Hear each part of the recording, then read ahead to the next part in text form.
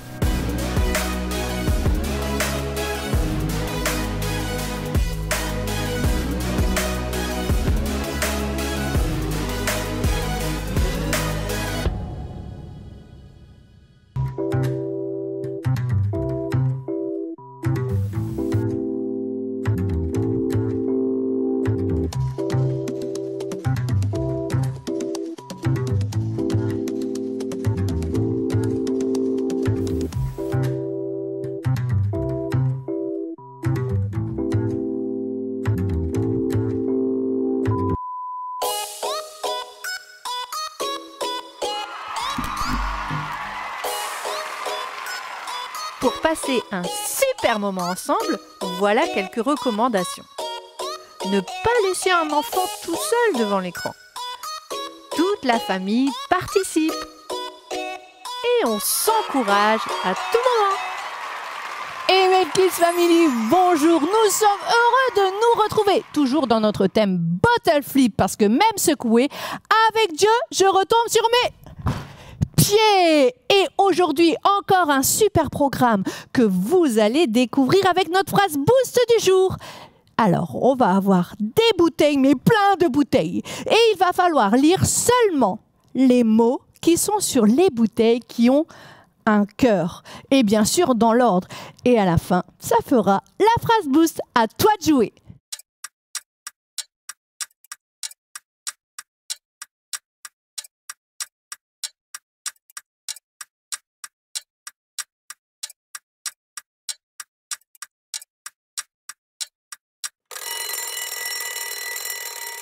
Quand j'aime mon prochain, Dieu est avec moi. Voilà la phrase qu'il fallait retrouver. Et maintenant, nous allons aller voir Maëlle parce qu'elle nous a préparé un super défi, ou plutôt un défi pour Adrien. Allez, c'est parti. Bonjour, on se retrouve aujourd'hui pour le défi. Je suis accompagnée d'Adrien. Salut à vous. On ne présente plus, tout le monde te connaît, Adrien. Ah bah oui, Maëlle. Et aujourd'hui, nous avons vu la phrase boost, c'était « Quand j'aime mon prochain, Dieu est avec moi ». Et quand j'aime mon prochain, je peux pas rester assis. Alors on va tester de rester assis. On va faire un concours de gainage chaise. Ok. Est-ce que tu es prêt? Bah, je suis très prêt. Pendant combien de temps? C'est un concours, normalement c'est juste le plus longtemps possible, mais bon, si ça dure plus d'1 minute, on va s'arrêter. D'accord, parce que je peux rester très longtemps. Ouais, Je moi sais pas aussi. toi, Maëlle. Ouais, allez, c'est parti. Attends, je vais mettre le chrono et top départ. C'est parti.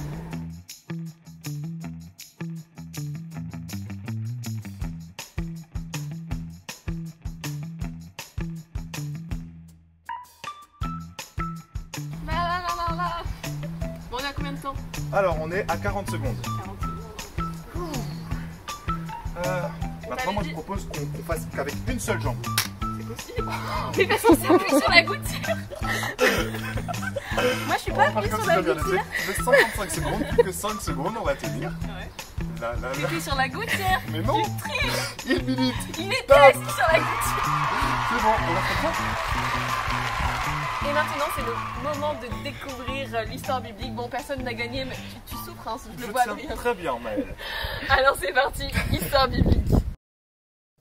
Bonjour les amis, vous êtes prêts pour une nouvelle histoire biblique? Très bien, alors on continue sur l'histoire de Daniel. C'est parti. Comme on l'a vu il y a 2 semaines, Daniel a pu donner la signification d'un rêve très important de Nebuchadnezzar, le roi de Babylone.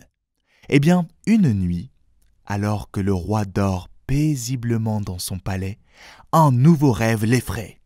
Il se réveille avec beaucoup de peur. Ses pensées vont dans tous les sens. Alors, le roi fait appel à tous les sages pour qu'ils viennent lui expliquer son rêve. Mais, comme la dernière fois, les sages ne savent pas quoi dire. Donc, le roi décide d'appeler Daniel, celui qui donne les explications qui viennent directement de Dieu. Quand Nebuchadnezzar explique son rêve à Daniel, Daniel est étonné. Pendant un moment, il a peur même, peur pour le roi.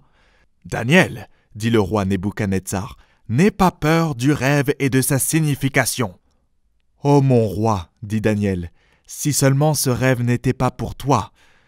Tu as rêvé d'un arbre qui est plus grand que tous les autres arbres de la terre, qui a de belles feuilles et qui porte beaucoup de bons fruits.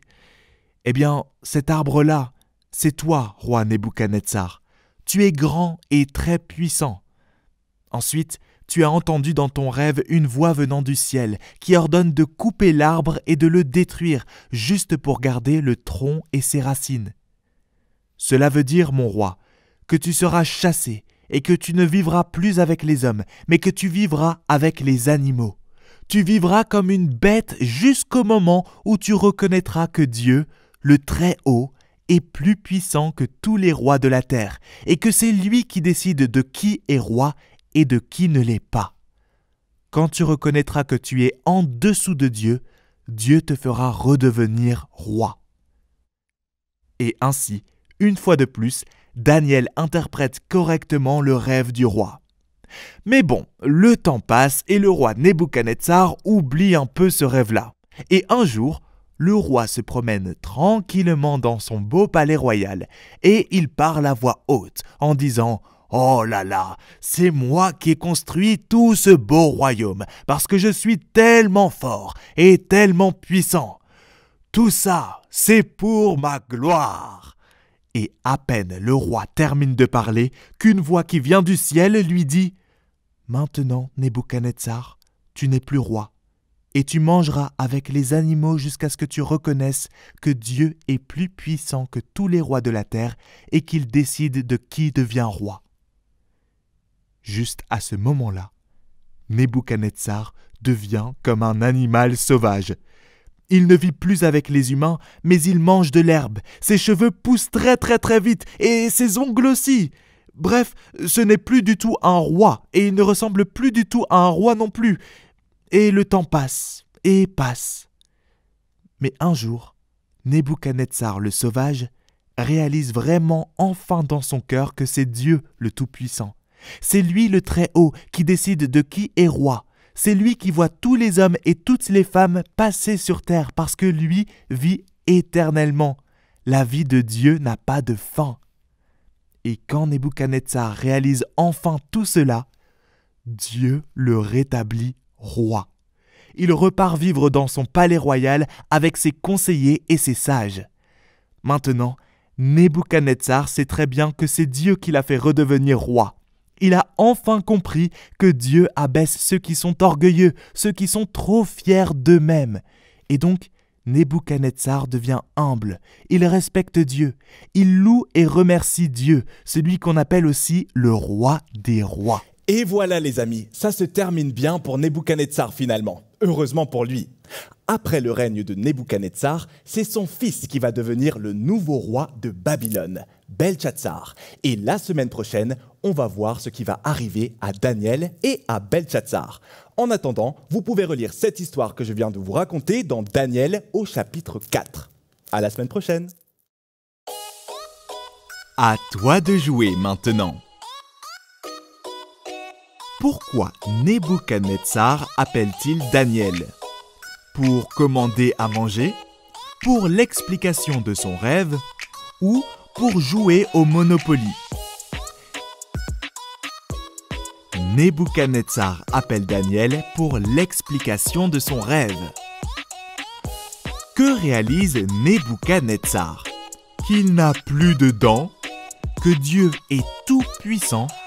Ou bien que l'heure a changé ? Il réalise que Dieu est tout puissant. Comment réagit Nebuchadnezzar à la fin ? Il devient humble et respecte Dieu ? Il passe son temps à dormir ? Ou il enregistre des freestyles ? Oui, il devient humble et respecte Dieu. Waouh, Daniel a vraiment été gentil avec le roi. Oh, il aurait pu se dire oh, bah, il se débrouille, bien fait pour lui, de toute façon, il fait toujours les mauvais choix. Non, waouh, Daniel a aidé le roi, il a manifesté de l'amour pour lui. Et grâce à ça, il a pu influencer le roi qui respecte Dieu maintenant. Et oui, la Bible nous dit dans Matthieu 22, 39, tu aimeras ton prochain comme toi-même. C'est qui ton prochain? Eh bien, c'est celui que tu rencontres. C'est Maël, ce sont les camarades de l'école, ça peut être même tes ennemis, les gens de ta famille, quelqu'un que tu rencontres dans la rue. Et à chaque fois que tu es en train d'aimer ton prochain, tu es en train aussi de lui montrer combien Dieu l'aime. Sais-tu que Dieu t'aime? Oui, il t'aime même très fort, même si tu pêches encore et tu fais des bêtises, il ne s'amuse pas toujours à rappeler, à te faire honte ou alors à se moquer de toi. Non, il te respecte et il célèbre tes trésors. Il t'aime, tu es précieux pour lui, tu es son prince ou sa princesse. Alors toi aussi, au lieu de te concentrer sur tout ce qui ne va pas chez ton prochain, célébrez ses trésors. Et oui, Maël, dans le livre de 1 Pierre au chapitre 2 et au verset 17, il est dit « Honorez tout le monde ». Et ça veut dire d'aimer tout le monde, parce que c'est Dieu qui nous a tous créés. Alors tout le monde mérite d'être aimé, qu'on soit riche ou pauvre, qu'on soit célèbre ou inconnu, qu'on soit bon ou mauvais, ou qu'on soit attrayant ou non. Ça n'a pas d'importance. Nous devons aimer les gens qui sont autour de nous. Mais comment les aimer? En les aidant quand ils en ont besoin? Oui, en les traitant aussi avec gentillesse, par exemple. Ou en les encourageant? Oui, en tenant nos promesses. Et en ne racontant pas des mauvaises choses à leur sujet? Oui, en protégeant leur réputation. Ouais, en ne nous moquant pas d'eux, même si d'autres le font. Peut-être que tu ne trouves pas des points positifs dans quelqu'un, tu ne trouves pas trop ses trésors. Eh bien, demande à Dieu et je suis sûre qu'il va te les montrer. Et quand tu vas parler à quelqu'un, combien tu aimes, par exemple, ce qu'il fait ou une qualité, eh bien, tu es en train de lui montrer les trésors qu'il a en lui et de montrer combien Dieu l'aime. Chaque fois que nous aimons les autres, nous leur permettons aussi de voir combien Dieu les aime. Et justement, nous allons maintenant parler à Dieu, parler au Saint-Esprit qui nous accompagne et qui nous aide aussi à trouver les trésors dans notre prochain.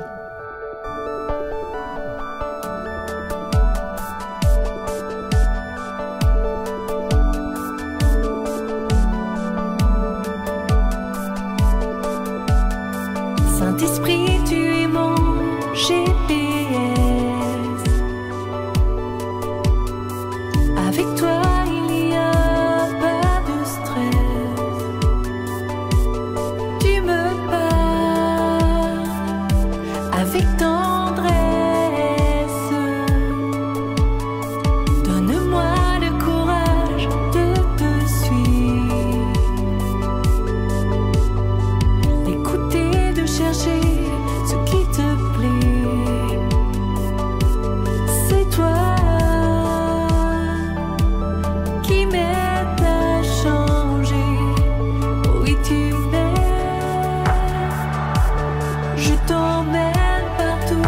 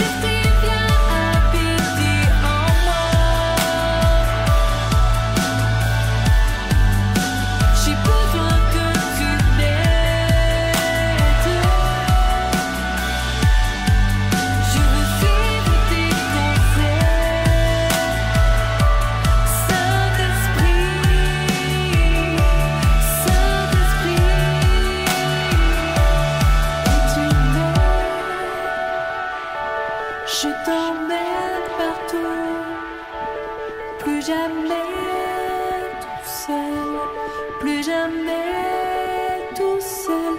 Oui, tu m'aimes, tu me rends meilleur, plus jamais tout seul, non plus jamais seul. Aujourd'hui, nous avons la joie d'avoir Meggy et Swanny. Bonjour. Bonjour. Swanny, tu as quel âge? J'ai 9 ans. Tu as 9 ans. Est-ce que tu vas bien? Oui. Est-ce que tu es retourné à l'école ou pas? Non. Tu continues l'école à la maison? Oui. Ah, ok, bah travaille bien, sois fort et courageux. Alors en ce moment, on découvre l'histoire de Daniel et Daniel qui a pu interpréter des rêves, les rêves que le roi Nebuchadnezzar faisait. Et il n'y a pas que les rois qui font des rêves. Nous aussi, nous faisons des rêves et Dieu nous parle à travers les rêves. Et Swanny, justement, a fait un rêve incroyable qu'on va écouter tout de suite. J'ai fait un rêve la nuit mais que je n'avais pas compris. Le matin, j'ai demandé à ma mère ce que ça voulait dire. Et elle m'a dit de prier pour comprendre le rêve que j'avais fait. Donc l'après-midi, je me suis couchée. Je me suis réveillée dans une salle et il y avait un immense arc-en-ciel. Et après, à gauche, il y avait une salle et à droite, il y avait une autre salle.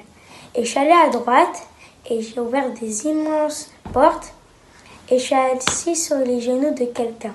Et j'ai vu des gens chanter et après, il m'a pris la main et après, j'ai vu ma mère faire le ménage.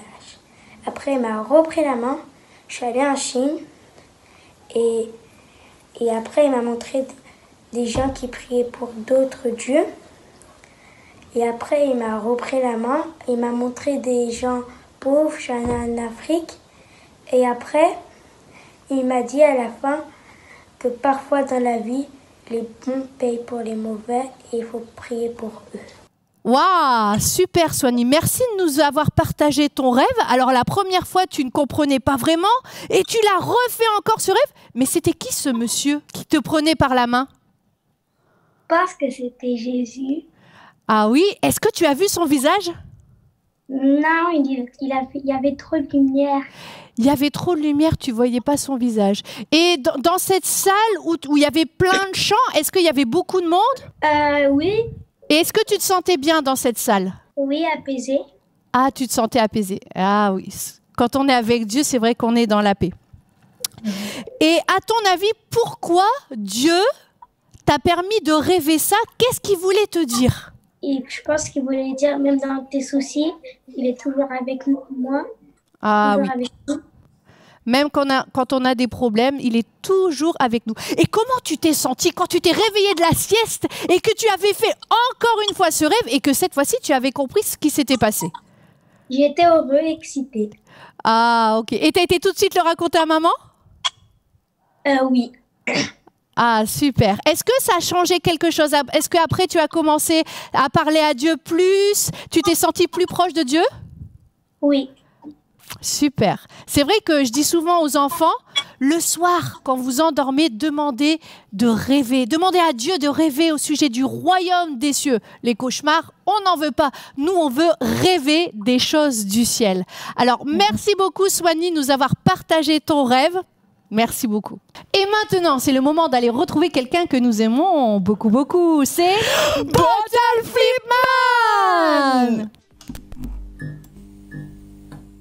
Bonjour ML Kids Family, on se retrouve encore pour un nouveau défi avec Bottle Flipman. Donc c'est parti. Donc pour cela, vous aurez besoin d'une bouteille un petit peu remplie et toujours la bonne humeur. Donc vous allez essayer d'aligner 5 bouteilles, d'accord? 5 bouteilles. Donc vous préparez de chez vous 5 bouteilles pour faire une ligne. J'ai dit bien une ligne, pas un rectangle, pas un losange, pas un hexagone, mais une ligne. Donc c'est parti. Donc vous chronométrez ça et vous mettez votre temps, le meilleur temps que vous avez fait pour faire une ligne. C'est parti. 3, 2, 1.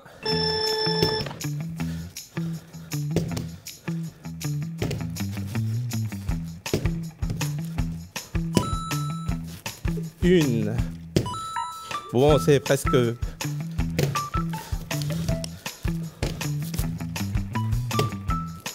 Non.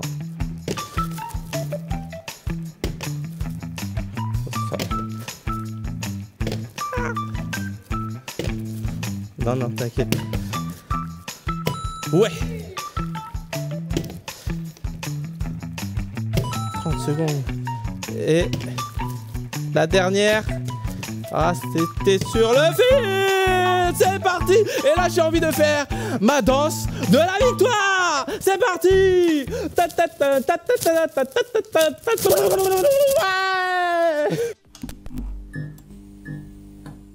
Merci Bottle Flipman. Mel, qu'est-ce que tu nous as prévu pour cette semaine comme activité? Alors cette semaine, vous pouvez vous aussi faire un concours de gainage en chaise en disant 3 fois la phrase boost.